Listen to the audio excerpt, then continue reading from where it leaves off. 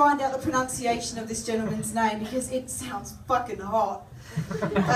It's the kind of name that when you read it on paper, you just know for the rest of the night you're just going to be strutting around like a walking wet pussy. That's how good it is. All right.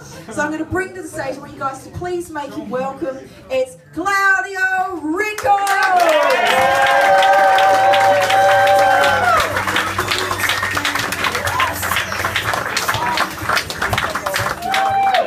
How is everyone? Now, I am a pretty awkward person when it comes to meeting new people and having conversations. I was at the pub the other day with a few mates and we were talking to this American dude and he was like, oh, you know, I can't do an American accent, so just fucking pretend. I love Australia, I went to a wildlife park the other day, I held a koala, it was awesome. And all I managed to get out the whole entire conversation was the two most fucked up facts I know about koalas. I was like, did you know that koalas are stoned most of the time because they just eat heaps of gum leaves? And the most common disease in the koala world is chlamydia. And that got me thinking, koalas are basically just people from Elizabeth. They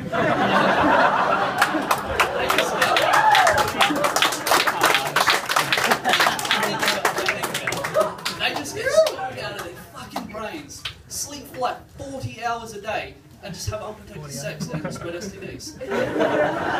Koalas are basically just getting hold of a knife away from robbing you for your shoes at the train station.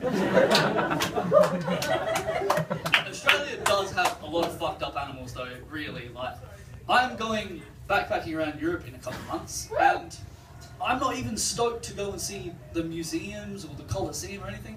I'm pretty much just excited to be able to leave my house without the impending doom of being eaten by a fucking crocodile. But I did get back from another holiday recently. I went to Melbourne, and literally just the funniest thing happened.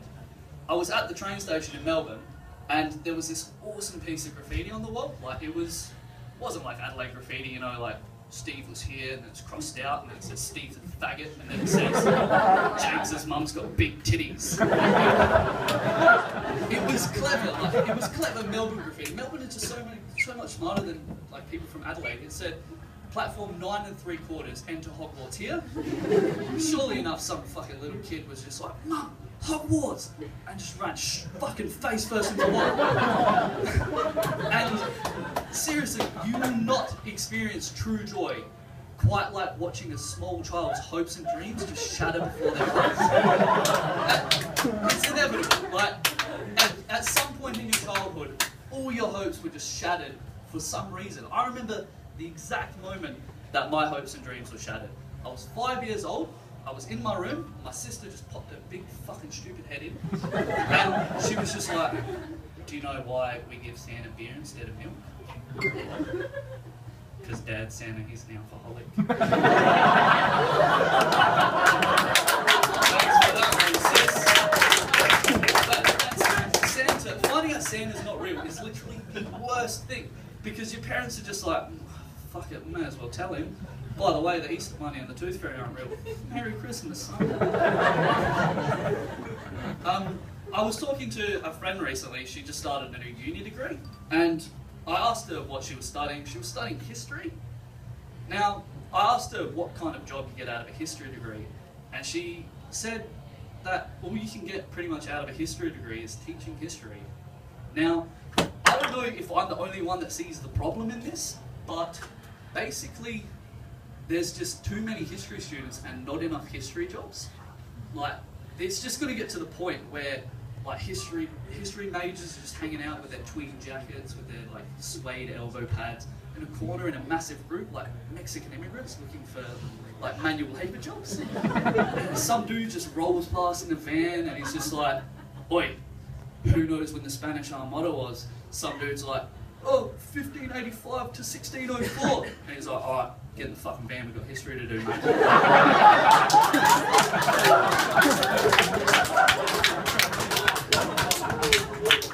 I went to another mate's house recently. He invited me over to show me his latest purchase, and he just whipped out like the Avengers XXX porno parody.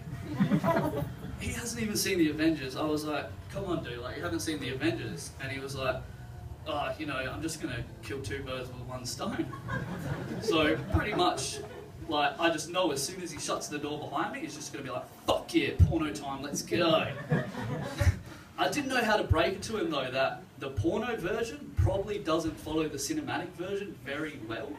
I mean, the Hulk, for example, in the porno version, it's just like a fat dude painted green, just like knocking things over with his dick. Nailing chicks and fucking Hulk smash your pussy.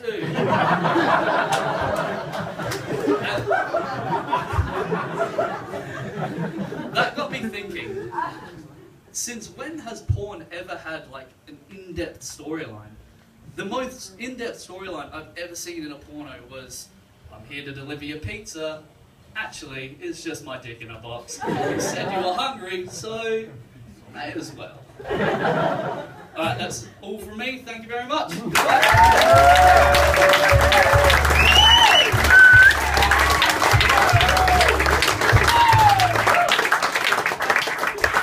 Claudio Ricco! That's beautiful. I just get, fuck me, what's going on here?